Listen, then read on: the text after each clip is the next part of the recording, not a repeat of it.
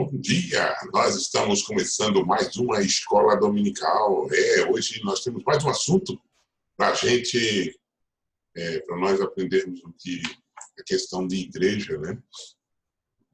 É muito importante saber. Eu acho que hoje em dia um dos fatores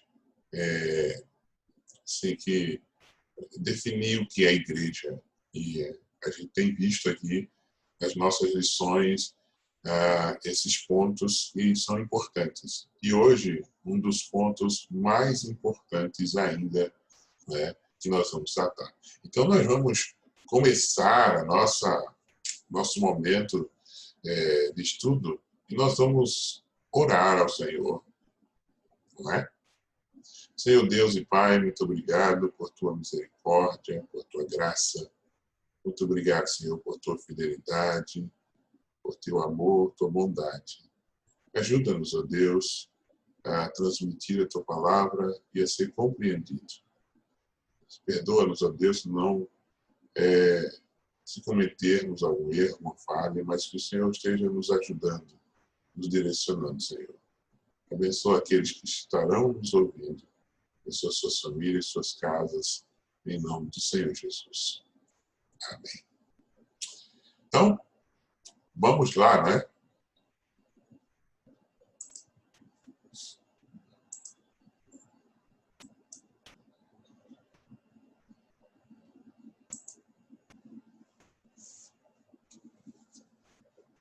Vamos lá. Então, nós estamos aqui na nossa lição, como nós temos feito, e aí você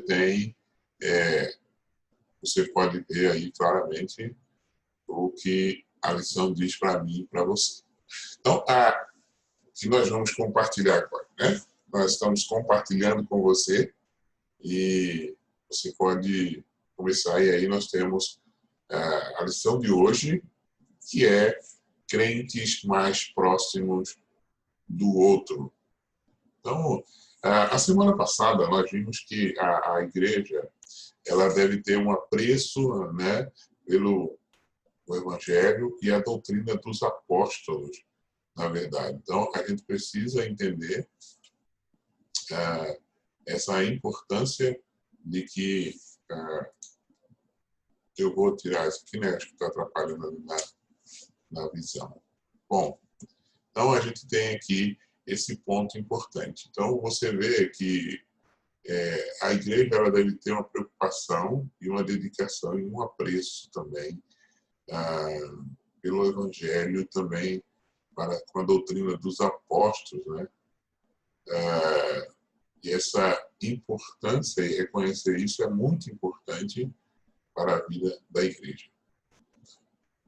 A gente tem também que outra coisa muito interessante quando você lê o Evangelho de Lucas, que é um ponto também essencial na vida de uma igreja, que é o fato de que essa igreja tenha uma vida em comunhão, né? Então, a comunhão da igreja, essa é um fator muito importante. Por isso que esses dias que houve pandemia e as pessoas ficaram isoladas e que não puderam sair e ir à igreja, foram casos raros, mas de pessoas que na verdade, pessoas que sofreram e muito com a questão, essa questão de isolamento, né? Então, a comunhão para eles ficaram, o isolamento para as pessoas não podiam ir à igreja, ver irmãos, né? Ter toda aquela situação comunitária que se fala, afetou algumas pessoas. Então, aqui no livro de Lucas, é uma coisa muito interessante que, além da vida cotidiana, da vida doutrinária, a igreja tinha uma vida de comunhão. E era, como nós vamos ver, um lugar em que os membros eles cuidam e eles buscam o bem uns dos outros. Então, imagina, não é somente um lugar que você vai lá receber alguma coisa, né? Parece que hoje é mais ou menos isso. Você vai lá, recebe uma benção, bate o papo, sai e vai para lanchar.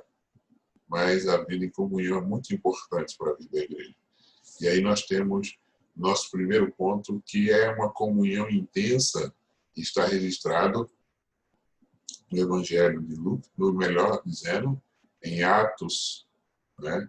Que foi um livro escrito pelo evangelista Lucas. Você vê, ele é continuação, na verdade, do Evangelho.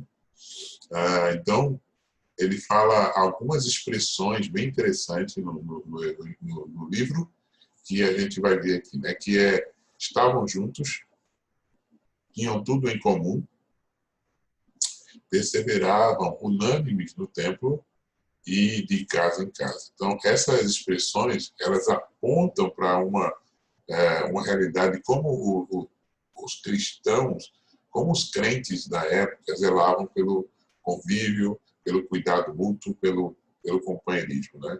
Então, a gente tem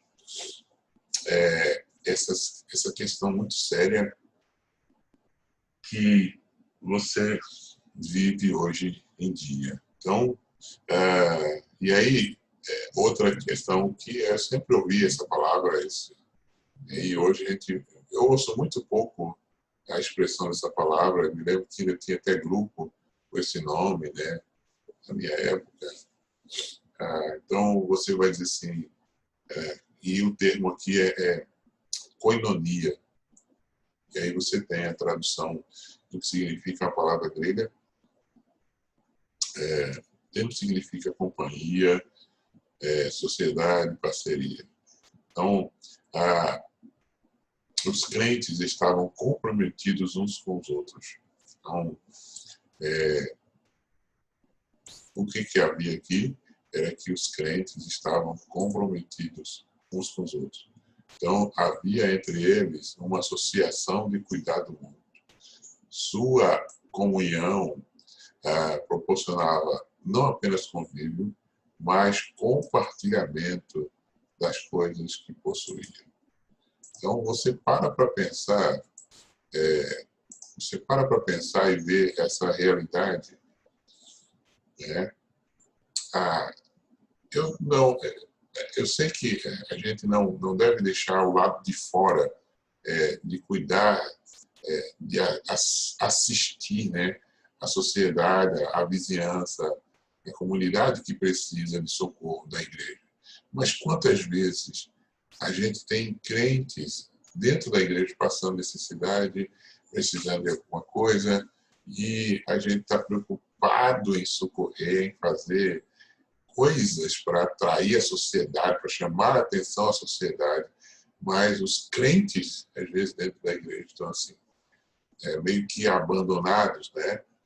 A gente quer fazer curso de aula de reforço para atrair, isso não é problema.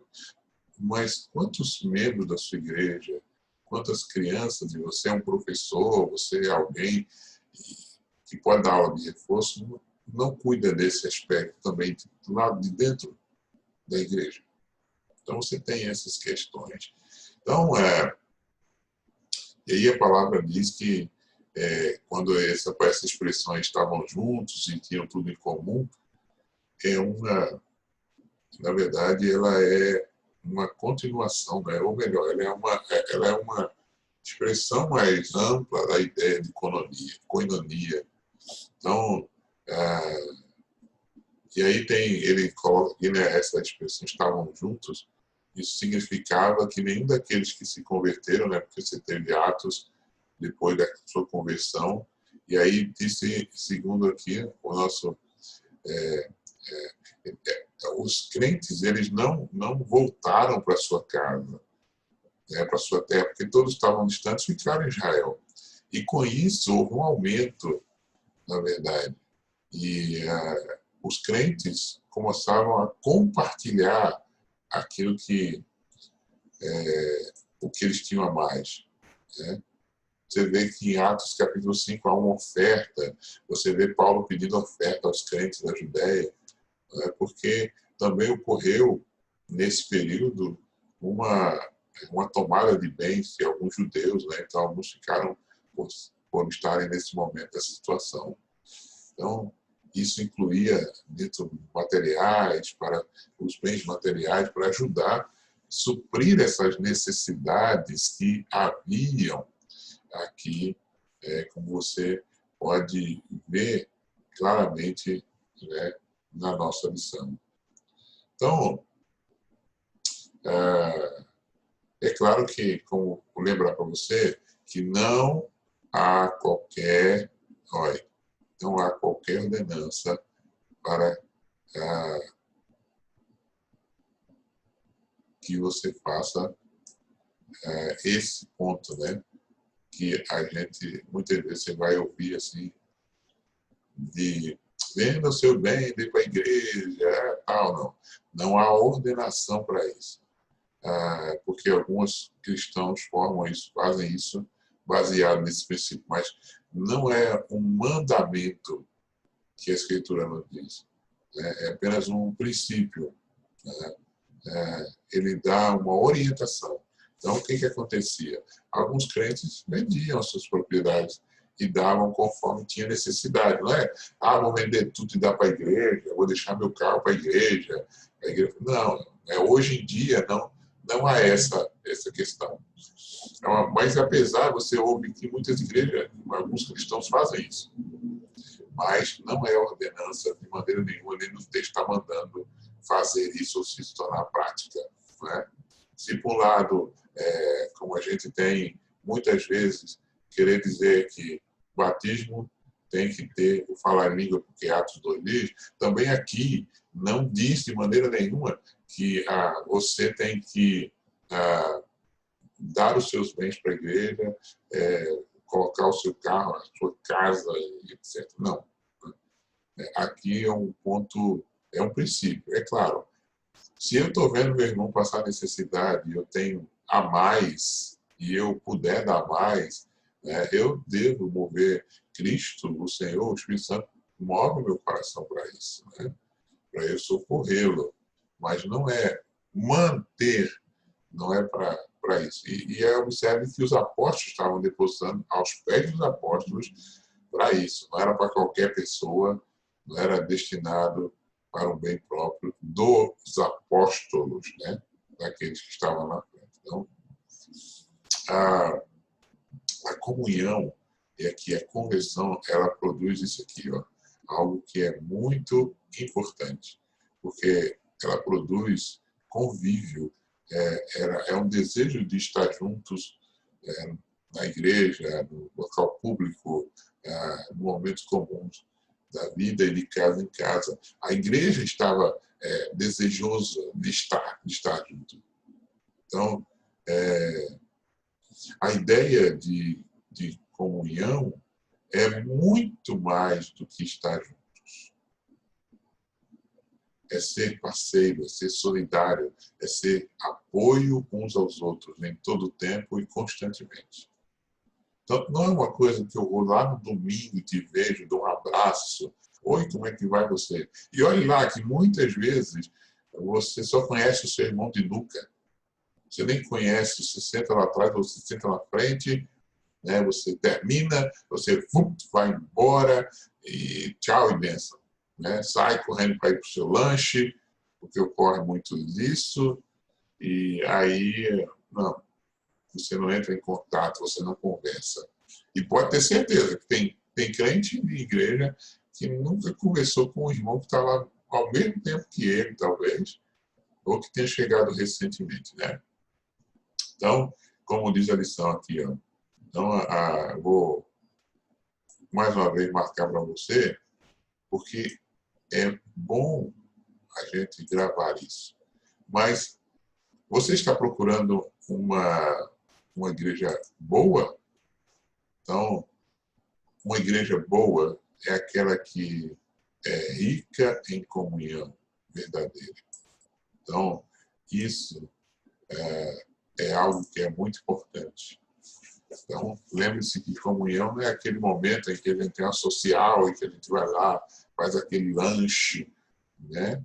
Não, mas é um momento em que há uma participação imediata e direta em que você está ali não somente para aquele momento, mas o irmão pode contar com você do lado de fora. Você vai estar preocupado com ele. Outra questão era que a igreja era cheia de graça, está em Atos 4, 32 a 35, né?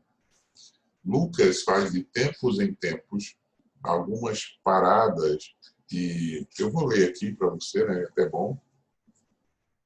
Atos capítulo 4, eu não li antes, mas eu vou ler aqui. Atos 4, 32 a 35. Então vamos lá. E a multidão dos que creram era um coração e uma alma. Veja bem, ninguém considerava exclusivamente sua nenhuma das coisas que possuía. Tudo, porém, lhes era comum. Com grande poder, os apóstolos davam testemunho da ressurreição do Senhor Jesus, e em todos eles havia abundante graça.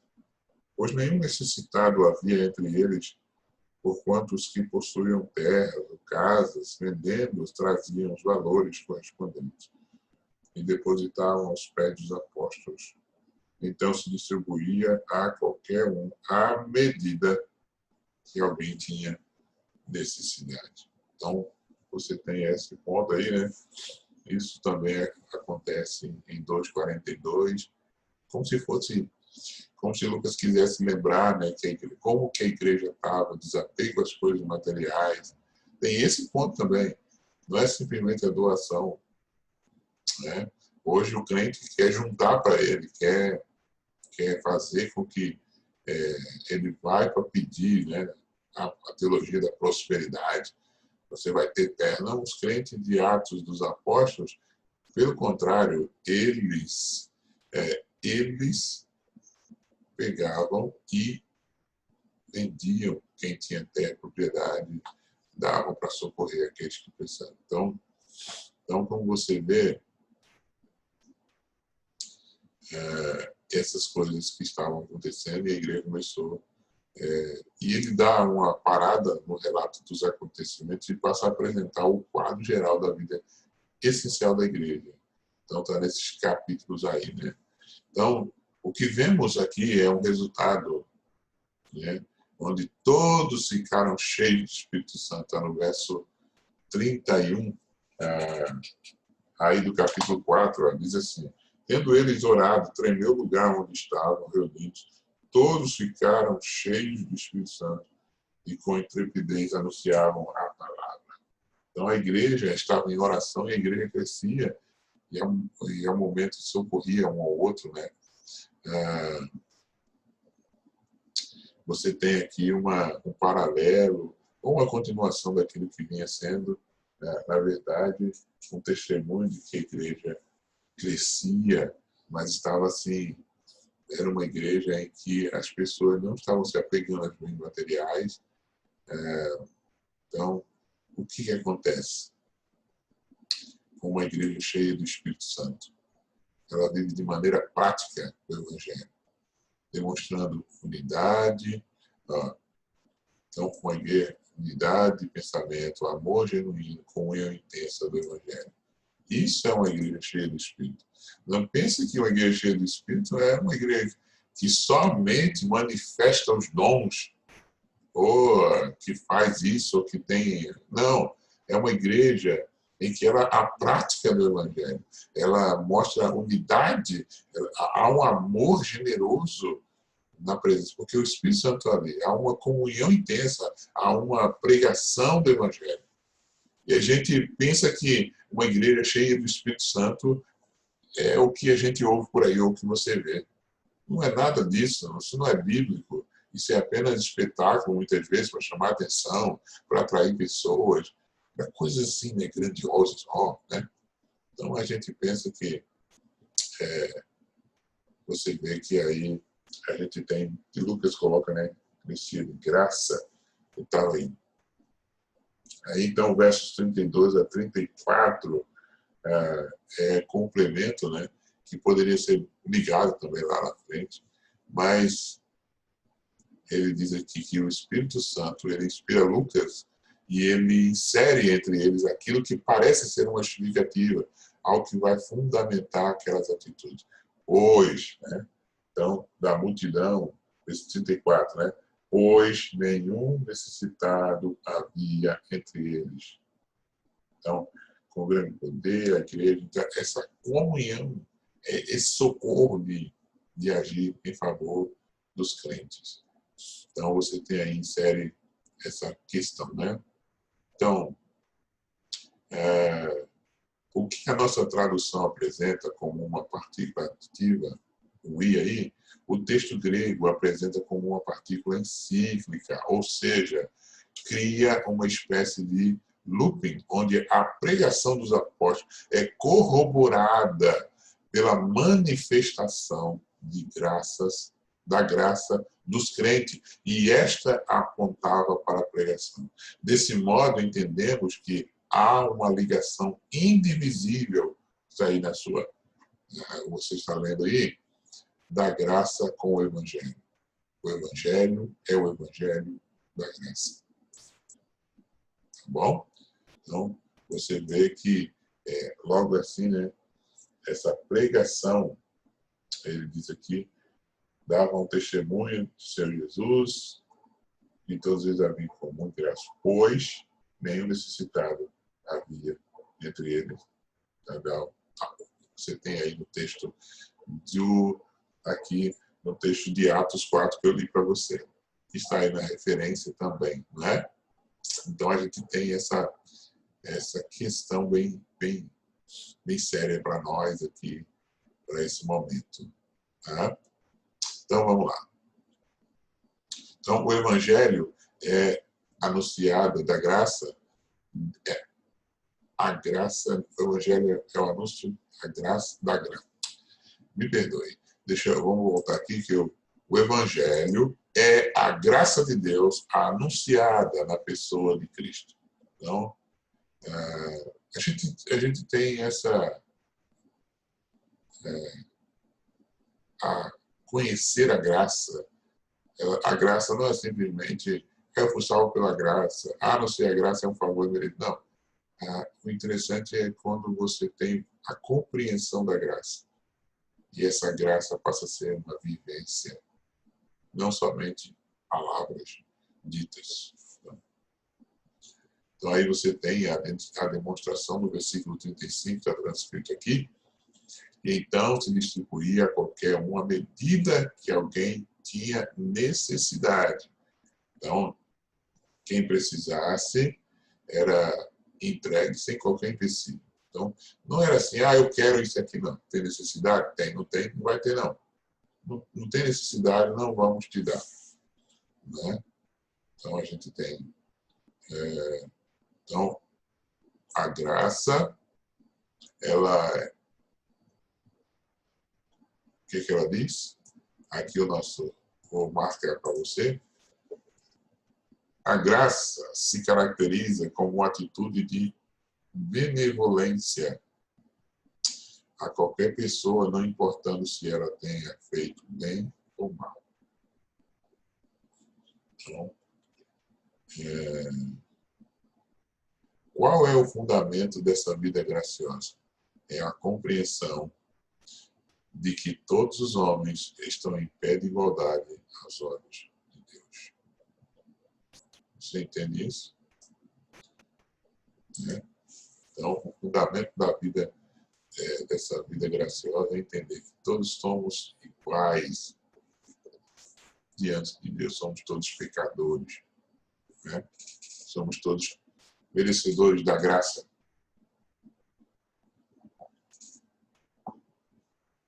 Ninguém ali que tinha sido salvo, ninguém ali foi salvo por alguma coisa que tornasse digno, mas foi graça. Então você tem aí por isso que a igreja era alvo da graça de Deus. Em uma igreja graciosa, os membros se veem como iguais, não iguais em aptidões físicas, e eu vou gravar aqui, não iguais em aptidões físicas, não iguais com aptidões físicas, financeiras, ou capacidade de conhecimento ou maturidade, mas iguais em essência. Todos são alvos da graça de Deus. Então, quando a gente entende isso, você vai ter compartilhamento de bens. Não há espaço para individualismo ou partidarismo em uma igreja graciosa. Então, a igreja, e é algo que a gente deve buscar, é algo que a gente deve lutar para que isso aconteça, né? Então, uma igreja assim não há barreiras étnicas, emocionais, financeiras, etárias, nenhum impedimento de convívio de todos com todos. É uma igreja em que pessoas com fragilidade emocional e espirituais não são ridicularizadas por isso. É uma igreja onde os fortes na fé tratam com paciência o amor os mais frágeis. E os mais frágeis não julgam os mais fortes e não os acusam de frieza. Bom esse parágrafo, né? Muito bom. Então, às vezes a gente precisa entender esse ponto muito importante na vida da igreja, muito necessário para ela. Então, uma igreja cheia da graça é uma igreja incomum, gente, é anormal, não é qualquer uma, não é igual ali, igual lá, não, aquilo ali é diferente. Há uma diferença porque ela é uma igreja cheia de Espírito Santo. Não é, não tem nada a ver com manifestações corporais, expressões religiosas, ou sei lá, o que a gente vê por aí. Então você tem em uma igreja graciosa, e aqui, mais uma vez, né? Seus membros se derramam em atitudes de socorro uns aos outros, não importam quem sejam eles, é por isso, e isso porque todos, quer sejam judeus, quer sejam gentios, feios, bonitos, ricos, pobres, inteligentes, incautos, sábios, tolos, maduros, imaturos, estão ali pelos mesmos motivos. São pecadores alcançados pela graça de Deus. Então, pensa bem do que é uma vida em comunhão de igreja, né? A igreja vivendo em comunhão. Então, a vida cristã não é fácil. E aí, como a nossa lição diz que John Blanchard, ele diz assim, que dizia, né? Não existe cristianismo fácil. Se é fácil, não é cristianismo. Se é cristianismo, não é fácil. Então, o que torna mais agradável a vida em uma igreja é a comunhão entre seus membros. Então, a igreja não deve se gabar ou de teologia ou de ter uma boa doutrina, ser fiel à pregação. Isso é consequência, deve acontecer, claro. Mas a externação, né? O externar, na verdade, do testemunho da graça de Deus entre seus membros. Aquilo como a igreja vive, uma igreja que não vive dessa maneira, ela não compreendeu o Evangelho de Cristo. Uma igreja que não vive esse amor, e aí a gente lembra, né, em Apocalipse que fala que eles perderam o seu primeiro amor. Eles deixaram de amar. Isso é muito sério. Era uma igreja bem doutrinada, né? Você pode levar. E historicamente também, Paulo passou lá, João passou lá, Timóteo passou lá.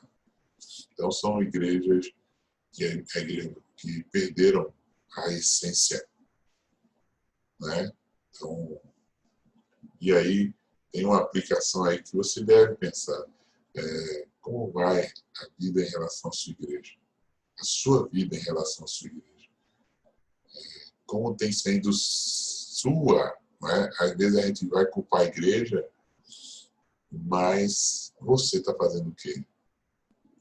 Como você tem feito para socorrer os necessitados da sua igreja? Então, como você tem feito para essa comunhão em sua vida cristã? Então, que a gente possa, que eu e você possamos entender essa grandeza do que é compreender, né, na verdade, esse ponto tão sério, ok?